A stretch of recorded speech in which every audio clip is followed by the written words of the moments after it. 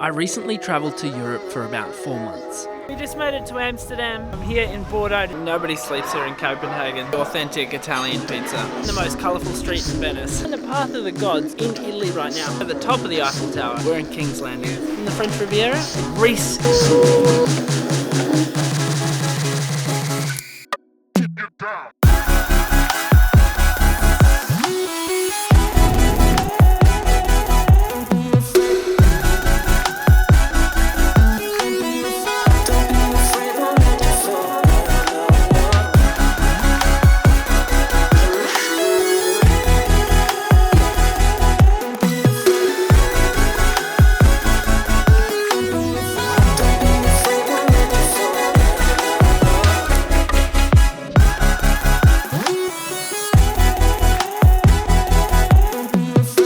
After getting back, I've sunk into this space that is so, stuck.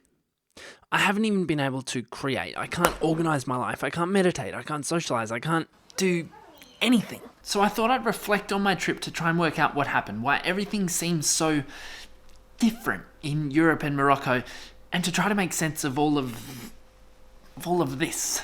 So let's go.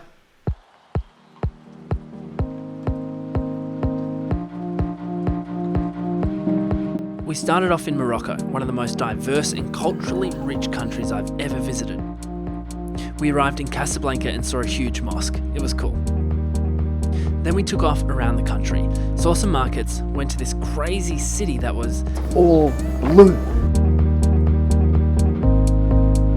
After visiting the blue city, we drove for what seemed like days to a completely different setting, the Sahara Desert.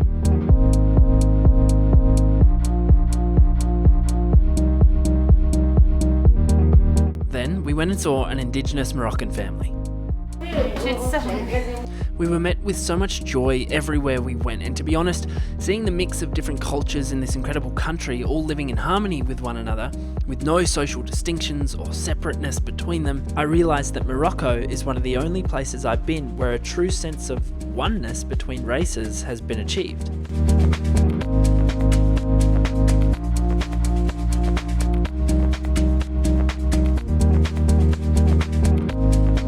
After Morocco, we flew to Spain, Seville, or Sevilla. It was strange because someone had told me that flamingos danced in Spain, and I was really confused until I realised that they meant flamenco dancing and that there was a festival on at the same time that we were there. My Spanish is far from comprehensive. In Spain, hardly anybody speaks English, but everybody was kind and fun and smiling, and we had the best time ever. Our stay in Spain was short for now, and we crossed the border into Portugal.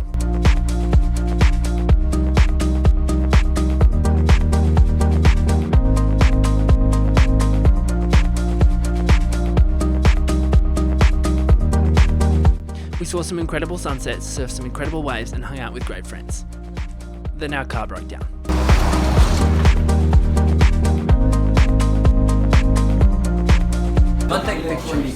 Then we were robbed.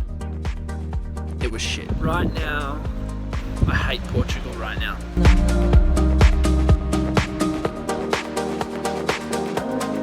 Thug life. See, if I ever catch these criminals, see they're gonna see. Thug Kale. I realised that travel isn't always the best experience ever, but in order to fully embrace the joys of it, you have to eventually experience the low points. It struck me that without these low points, these seemingly awful events and painful moments, I wouldn't appreciate the good times.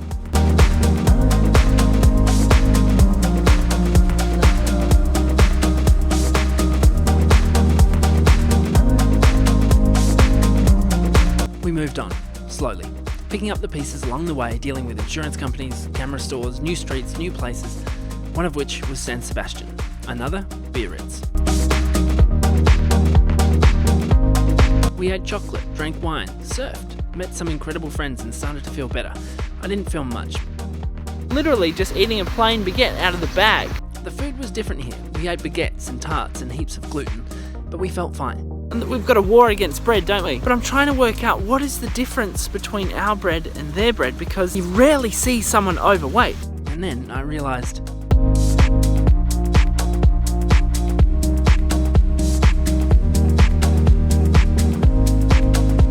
With that in mind, we trained to Paris through the beautiful countryside and arrived in the big city of love. We saw the Eiffel Tower.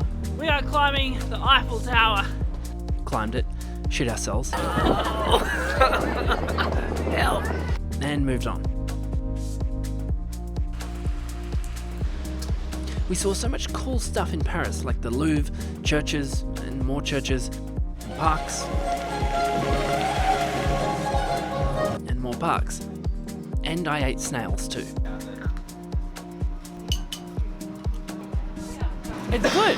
I still find it so weird how people travel and don't embrace the local cuisine. I learned that.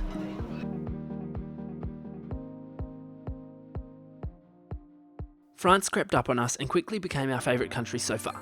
The pace at which people lived, the countryside, the language, the surf, all of it became more attractive each day. But then we went to Cannes. Overall, the area itself is beautiful. The beaches, the ocean, the colour. But Cannes was weird. The film festival was on. The 40th anniversary screening of Greece for the festival, the Kale. John Travolta was there, and we saw firsthand the totally irrational behaviour of people when they see a celebrity. I think what people forget is that they're just normal people. They want the same things as we do. Happiness, safety, and love.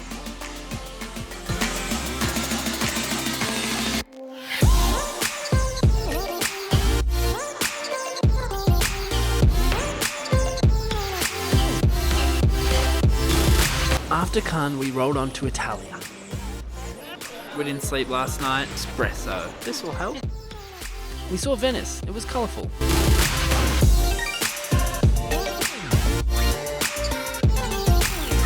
Note to self, the islands around Venice are actually better than Venice itself.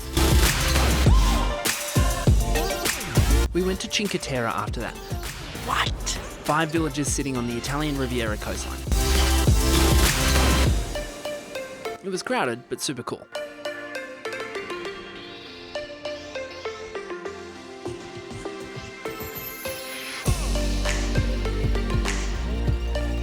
We ate lots of food, here and here. And we took lots of photos and stared at the incredible vistas. There were loads of different hikes you could do, but always so many people. We decided to explore and ended up finding an empty, incredible hike just outside the region. It was insanely cool.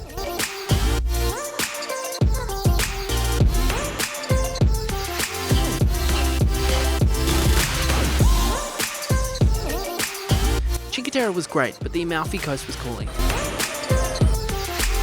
We travelled through Rome. It was hot, too hot.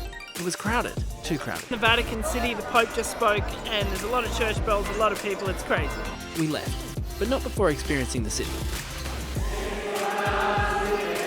We went on to Positano, an incredible cliffside village which is renowned for its expensive and high-rolling tourist clientele. That's not us, so we managed to find some incredible accommodation with a local family who had the best balcony ever. We drank wine, lots of wine. I found a huge lemon. It was rad. It's still my favourite video.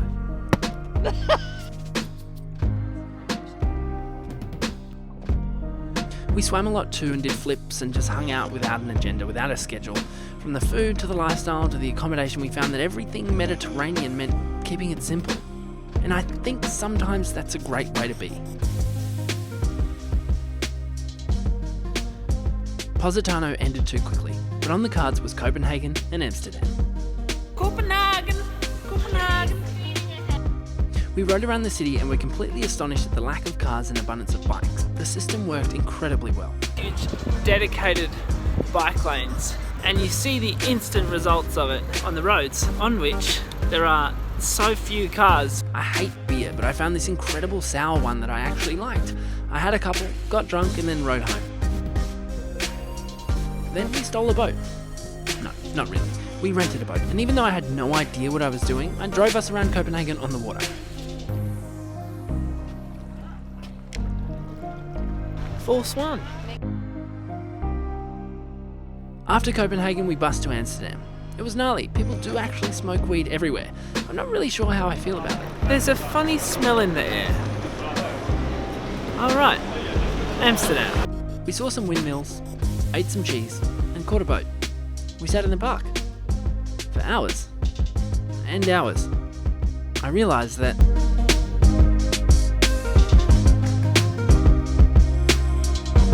Then we went to London. We're in London on the Tower Bridge. London was crazy. It's huge and expensive.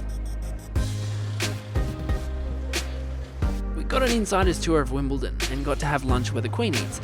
It was the best food I'd had in ages. I didn't have fancy clothes, so I borrowed some. I looked ridiculous. We saw The Lion King. We got... It was good.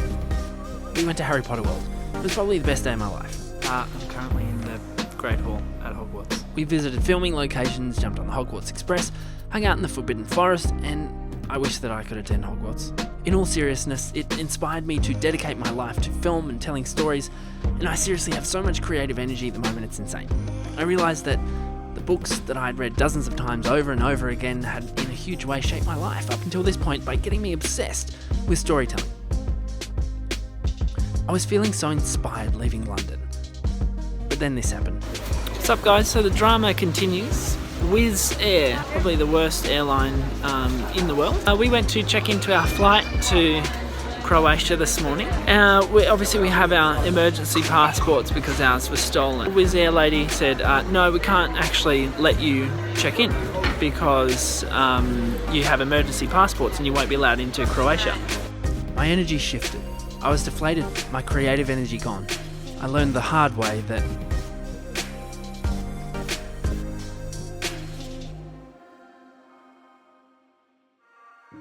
we finally made it to Croatia. After an extra night in London, which we spent at the most expensive hotel we could find, we boarded a catamaran and met some people who would become great friends. We swam. We paddle raced. We partied. We're at an organic winery in Croatia. And we visited some of the most beautiful places I'd ever seen.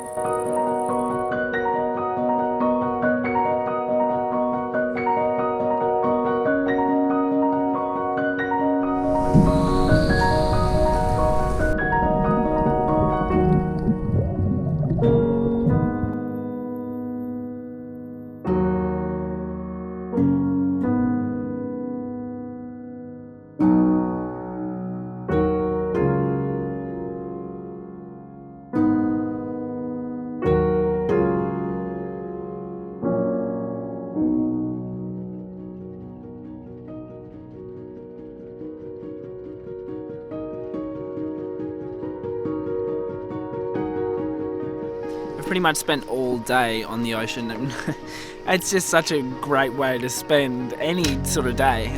It makes me think about how important the ocean is to me, and I realised that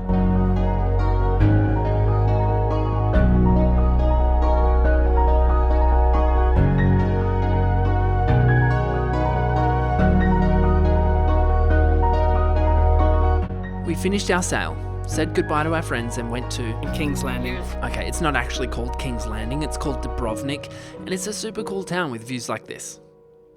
We spent too long there and got bored. The hype was just that, hype. We left and went to Greece. Immediately we felt at home, probably because our accommodation looked like this. We hired a quad bike and rode around Santorini on the windiest day of the year. It was super fun. Most of the day I sat in the sun reading in my jocks, because that's what you do in Greece.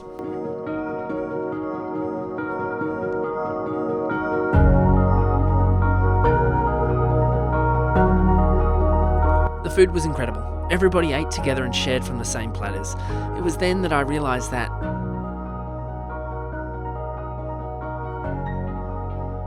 we went to some more Greek islands. Ios, Paros, and then it was time to come home. I feel surprisingly better now. I'm hungry. I've never had so much creative energy in my life, and even though I don't know where exactly to put it right now, expect some huge freaking things from this space right here. Here's something relevant that I'm reading right now. It's from Ryan Holiday. The obstacle is the way. So this little phrase is, during the good times we strengthen ourselves and our bodies so that during the difficult times we can depend on it. We protect our inner fortress so it may protect us.